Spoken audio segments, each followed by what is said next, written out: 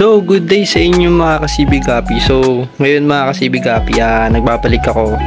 At kung kita ninyo yung mga tank ko is nagwa-water change ulit ako. So, gaya nga na sinasabi ko is once a week ako nagwa-water change. So, ayan, naka-schedule na naman ako guys. So, siyempre may papakita ko sa inyong full gold na solid na nabili ko. So, basta nabili ko yan at huwag nyo na alamin yung presyo. Basta sobrang ganda, shoutout sa seller nyan. So, ayun nga guys, kitang-kita nyo, diba boss yung mga tako. Sorry, hindi ko na na-videoan guys. Saka, sorry kung matagal ako hindi nakapag-upload kasi nag-edit ako ng video, saka medyo na-busy din. May mga pinuntahan na itong mga nakaraan araw. So, ayun guys, update ko lang kayo ulit. So, ito yung dalawang albino queen natin na galing sa friend ko. Yung galing din sa kanya, so binigyan naman niya ako ng hingi kasi gusto ko ulit mag albino koi. So ayan, binigyan niya ako ng ano. Tapos yung isa naman, yung pair dito, nabili ni Sir Daniel. So ayun, binigay ko kasi nangongolekta talaga siya ng iba't ibang klaseng strain ng gapi. So solid to bumili, sobrang solid talaga, nakatulong sa akin kasi nakapagpabili ako ng BBS. At siyempre meron ako ng yung mga nabenta natin nakaraan, nakaipon. Tapos yan, bumili ako ng full gold natin. Then galing din yan sa mga gapi din na na-out ko. So ayun guys, update ko kayo sa ating mga gapi. Bali ko napapansin nyo guys, yung nandito, di ba mga anak ng HB pastel yon. So ang ginawa ko, dito ko nilagay yung full gold. Kasi napansin ko yung full gold, pag nandun sa baba, natatakot. Parang di sila sanay na nakita yung, parang basta natatakot sila pag malaki sila nakikita. So nilagay ko dito, so mas komportable sila dito, kaya medyo hindi na sila mailap kasi nung mga nakaraan araw. So nakaraan araw pa sa akin, nasa akin yan guys. So ayan, medyo hindi na sila ilap. So ayan, thank you kasi nagpa-previous pa si seller ng isang male. So asan dito yung isa ko pang female nun na sinout ko yung maliit. So ito guys, ayan, okay naman sila yung mga gapi. Dito ko na nilagay yung HB white ko. Ayan, kung nakikita nyo guys, diba medyo mas lumaki na sila. So kasi wala pa tong isang buwan. Ayan, lalaki na nila. At meron yung naiwan dito na 2 piraso. Nakabatch na ito. At ito dito guys, mga HB white pastel din to mga to. So ayan, kung nakikita nyo guys, malaki na talaga sila. Ito mga 2 weeks pa lang to eh.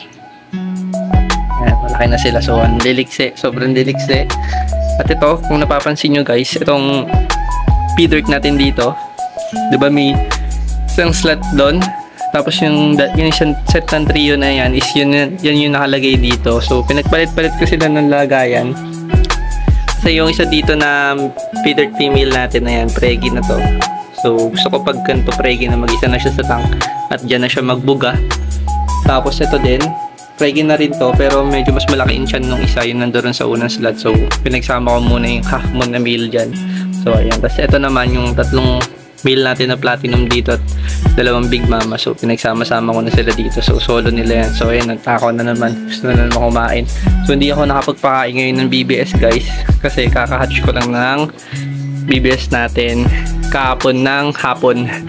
So mamayang hapon pa yan, mga around 5 PM pa ma-hatch. So bukas na magpapakain ng umaga para hatch lahat ng egg. Tapos ito guys, ito na yung EBT natin. So mga ilan days or weeks na lang din to, magbubuga na to. So sana wag ka mamatay Ayan, sana meron talaga tayo ng EBT ulit kasi gusto ko rin to EBT. Nagbabalik na ako sa EBT.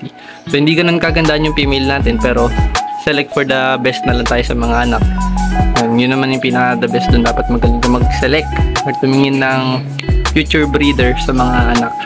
So ito guys, flex ko lang itong solid na full gold natin na nakuha. Yan, sobrang ganda, sobrang laki, sobrang big mama. Pag mga ganito, mga sa tab to mga only food dapya to, mga ganito So di natin kaya maggawa ng ganong lagay ng gapi guys kasi limited lang yung space natin dito. So hindi tayo makapaglagay ng rep tab or mas malaking tab. So gusto ko sana i-chip yan yung ganyan, pero wala no choice tayo. So mga tank lang tayo at medyo malalaking tab. So hanggang doon lang muna yung kaya ko. So ayan guys, kung makikita nyo sa top view, ganda diba? Platinum yung lalaki at gold, dilaw na dilaw at gold tignan to para sa akin gold to, maganda naman, maganda. Sulit yung price. So ito guys, update ko na rin kayo dito sa ating short body feeder na to. Ayan, kung nakikita nyo, diba? Ang bansot-bansot niya yun. Pas dark ears. May fry na siya dito. May dalawa na lumalangoy or tatlo. Alam ko tatlo. Basta sa upload ko naraan tatlo yan. Tatlo yun nandiyan dyan. Hindi ko makita eh. Malaki na nga yung tatlo na yun eh guys. Hanapin natin. Hanapin natin guys. Parang ayaw magpakita sa akin. Ayun, yun. Meron doon isa. Saan na yung iba pa? Hindi ko kaya nahigop. Hindi, joke lang. Hindi nahigop yun. So, ayun nga guys. May tatlo dyan na fry. Tapos, mataba pa dyan nga. Ayaw pa niya ibuga lahat. So, yun. Hintayin natin magbuga yan. Sana dumami yan. So, yung mga female natin dito. Dito ko nalagay. May female din doon sa may tab. Kasi to guys, may good news ka pala ako dito. Siguro stress drop lang to kanina. Kasi may nakita akong lumalangoy na dalawang maliit na full gold. So, nandito ngayon yung full gold na yun. Kinuha ko. Yan. Kasi dito may fry na ng pidert dito. Yung in-out kong female pidert, nag-drop muna sa akin bago ako nabigay. So, ito guys, may dalawang full gold dito. So, pagsasamahin ko muna sila dito, papalakihin ko muna sila dyan sa tab na yan. Yung full gold na yan. So, may dalawa. Siguro stress drop lang. Pero, sign na yun, nabuntis na isa dyan. Hindi ko alam kung sino nag-anak dun. Sino nag-anak dun sa dalawang full gold na yun. Kitang-kita sila sa tangko kasi sila yung sobrang kulay na kulay eh. Yun. Sana mapalaki ko tong dalawang anak na to at maparami ko yung mga full gold ko. Kasi dito ko maglalagay ng full gold soon sa tab. Kasi pang tab talaga yan. So, ito guys, puro male dito. May male na tuxedo ko dito. Hindi lang makita. May mga red cap na sila, kitang-kita na yung red cap nila. Ayan. Zoom natin guys. Ayan ako nakikita nyo. Meron pa doon, hindi pa ako nakakapag-separate. Pero wala pa naman silang buwan. So hindi pa nagtutusokan yan. Yung mas malalaki, yung mas kitang-kita na na male. Tinatanggal ko na, nilalagay ko na agad dyan. Dito female, apat na lang yung female dito kasi halos binili-bili na ni sir, yung solid regular buyer ko. So, ayun guys. Magta-top up muna ako ng tubig. Kasi schedule ko talaga ng water change. Every week ako. Once a week ako nag-water change. Ito, hindi ko pa nababawasan yung tubig kasi guys, nanganak na naman tong HB Blue natin. So, may bagong batch na naman tayo ng fry. So, ang gagawin ko guys, samahan nyo ako, tatanggalin ko yung fry dyan. Bibilangin ko ulit kung ilan. Ililipat ko. Siguro kahapon pa niya siguro binuga to. Kasi yung isang HB Blue natin dito guys, ayan, naglagay na pala ako dito ng fish dito sa ating bagong new bagong new breeding tank natin. Yan, naglagay na ako ng yung albino koy dito muna. Pinugroom ko muna tong albino koy na to. Lumaki ka pa sana kasi liit mo pa, grow out pa lang ata to. Itong ABT na to, bilangga ko na doon sa isang male din na grow out. Hindi lang lumalaki to kasi pinagtsatsagaan ko na lang to guys eh. Yung ABT na male, basta mabuntis itong female safe at makapagbuga at magsaselect tayo ng maganda doon. Kasi ito may HB Blue dito kung napapansin nyo, napakalikot. Ayan. Na delta tail. So ayan, binibreed ko sila dyan. Kasi ito guys, galing to guys ito pala galing tong HB Blue dun din sa may kabila, yung may nanganak. So ito guys, tawag dito tuxedo ko. Yan yung nakalagay dito una. So ito yung reserve breeder, mga pregi na din. So palakihin ko sila dyan kasama ng albino koy at full gold na isa female. Ayan guys, pair din yan dyan. So ayan ko sila dyan. Ayan yung half moon. So ayan ko sila dyan parami. Ayan, dumami kayo dyan Magana lang kayo dyan, magtusukan lang kayo dyan. Kasi ito guys, yung P-Dirt fry, kung kailan yung sa vlog ko, yung anak na itong Big Mama na to. So ayan, sana mabuntis na isang Big Mama dito kasi yung isla na yun, medyo matagal lumaki yung tiyan na yan. Yan, may ears na yan. So, eto, pregi na to. So, hayaan ko na lang dyan kasi pag nag-drop naman siya dyan, yung mga grass, pupunin ko na lang ng grass dyan, damihan ko yung grass dyan. Para nagbuga ng fry, at least safe at makakapago yung fry natin. So ayan, itong fry na to madami. So wala namamatay dito so far, wala namamatay. Wala ako nakikita na nalulusaw. So magaling, maganda yung binuga niyang anak. Mga healthy, saka walang deform. Kaya nito, ito nga may kulay na lalaki to. Yan, lalagay na kita sa male tab ko. Kunin na kita, lalaki ka na naglabas ka na ng kulay Kasi ito yung AFP pala natin ang galing kay Bossing Jeffrey. Ayan, maganda na. So, kung napansin nyo guys, di ba, mas lumalaki na yung female. Ayan, mas lumalaki na. So, bully nga lang siya dun sa male. Inaaway niya lagi itong male natin. Ayan, kawawa naman. Pero hindi ko na inaalas kasi nagtatago naman siya sa grass. Tayo ko kasi may stress palalo kapag inalis ko. Matakaw tong AFP na to. So, ayan, binubuli niya. Siguro preggy na to, tong female natin. Ayan, titusok naman niya. Preggy na siguro to, or sige, siguro tanggalin ko na lang tong male, groom ko para mas lumapad pa yung buntot, mas lumaki. Sama ko na lang doon sa may mas malaking kulungan para mas gumanda guys. Kasi no, nakita nyo, naaway nyo, wawa naman eh. So feeling ko preggy na talaga tong female na AFP na to guys. Ayan, preggy na yan siguro. Saka mas lumaki na siya, di ba? Gaya nung unang lit-lit niya nung nakuha ko. Tapos ito guys, ito yung half moon natin feeder. So ayan, preggy na rin to for sure. Kaso tagal pa to siguro mga 1 month pa bago magbuka. Pero ito yung kasama niya, mas malaking tiyan. So mas maaga siguro na buo yung egg na ito guys sa tiyan niya. Ayan. Tapos ito yung pastel natin na walang katapusan sundutan. So sana magbuntis ulit to kasi lumalaki na naman yung tiyan ng female natin. So baka mga ilang weeks din, alisin ko na ulit yung male dito, lagay ko muna sa male tab.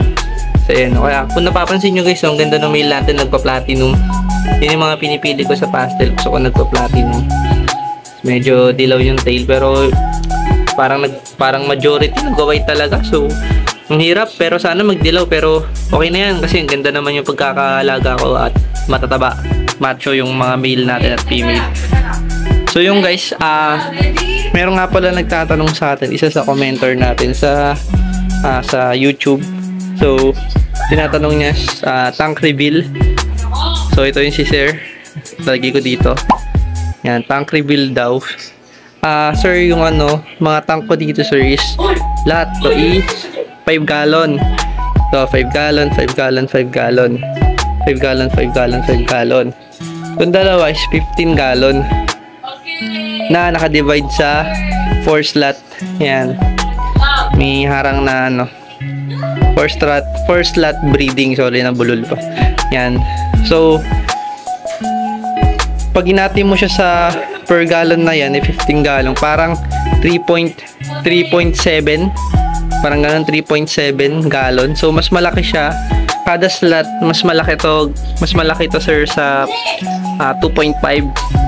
Di mas malaki yung haba ay yung lapad, same sa 2.5 gallon.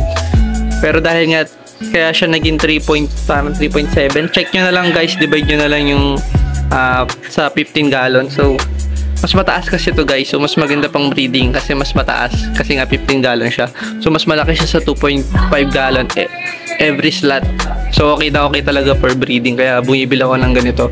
So kung gusto nyo bumili ng ganyan, chat nyo lang si BA taga dito sa amin Las Piñas. So siya yung nagbibigay sa akin yan, nagbebenta sa akin yan. So ayan, breeding. Ito 15 gallons, tapos ito sir 15 gallons din to for female ko. Grow out ko ng mga female, yung lalagay mga gusto kong sun breeder. Ito 35 gallon kay Wanda. Ito, so ko sana dyan maglagay pa ng 35 gallon, tapos bili pa na isa pang stand at bumili pa ng 35 gallon for grow out. Kasi itong mga tab na to sir, hindi ko na alam yung size, pero ito malaki sir malaki talaga. Mga 380 ata bili ko isa neto, 350 dito sa Moonwalk. So ayan, meron akong 4 na ganyan, yung dalawa nandoon. Yan sir, yun lang yung mga ko. Tapos ito, alam mo naman siguro sir kung anong sukat na ito, mas malaki lang to, saka yun nandoon. So pwede sila pang grow out talaga, hanggang 1 month old pwede sila dyan. Yan, kagaya nyan. Tapos ayan sir, ayan yung mga tab, yan lang talaga yung mga lagayan ko dito. So limited lang talaga, maliit kasi yung pwesto ko. Gusto ko sana massive breeding, pero wala, di natin kaya kuha yung mga buyer natin. So nauubusan tayo ng isda. Then ito sir, guys, ito pag no choice, dumami mga alaga natin. Kasi yung nagdagdag tayo ng strain, 2 strain, 3, actually 3 yung strain na nadagdag. AFP, full gold, saka isa, albino koi.